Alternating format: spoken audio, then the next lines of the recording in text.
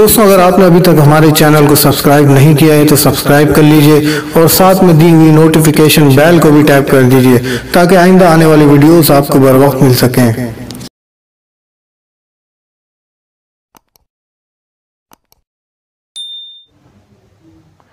औज़ु बिल्लाहि मिनश्शैतानिर्रजीम बिस्मिल्लाहिर्रहमानिर्रहीम सल्लल्लाहु अला नबिय्यिल उम्मी व आलिहि सल्लल्लाहु अलैहि वसल्लम सलातु व सलामुन अलैका या सय्यदी या रसूलुल्लाह। अस्सलामु अलैकुम व रहमतुल्लाहि व बरकातुहू। मैं हाफिज़ मोहम्मद आमिर तारकिया जहांगीरिया रूहानी सेंटर की जानिब से आज आपको मैं मोशन ख़त्म करने के लिए एक अमल बताऊंगा।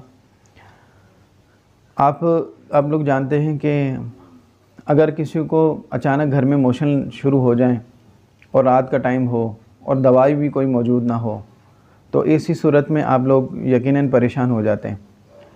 तो दवाई के साथ साथ दवा के साथ दुआ ये दोनों ज़रूरी हैं। तो इसके लिए आपने करना ही है कि आपने अगर खुदा न खास्ता किसी को मोशन लग जाए तो ऐसी सूरत में आपने सूरत तारिक की आखिरी 3 आयत इन्नहुम यकीदून कैदम व अकीदु कैदा, इन 3 आयत को आपने 7 मरतबा पढ़कर नाक पे दम करें। 7 मरतबा पढ़ के नाक पे दम करें। अगर जो बिलफर्ज आराम आ जाता है तो ठीक, वरना फिर दोबारा 1 मरतबा फिर दम करें। इस तरह 3 दफ़ा दम करने से मोशन का मुकम्मल तौर पर आराम आ जाएगा।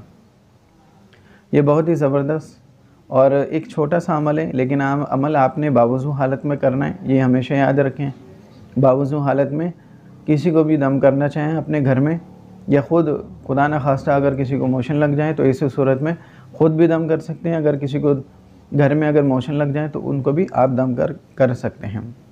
अगर आपको ये हमारी वीडियो अच्छी लगे तो इसको लाइक कीजिए, शेयर कीजिए। अस्सलामु अलैकुम रहमतुल्लाहि व बरकातुहू।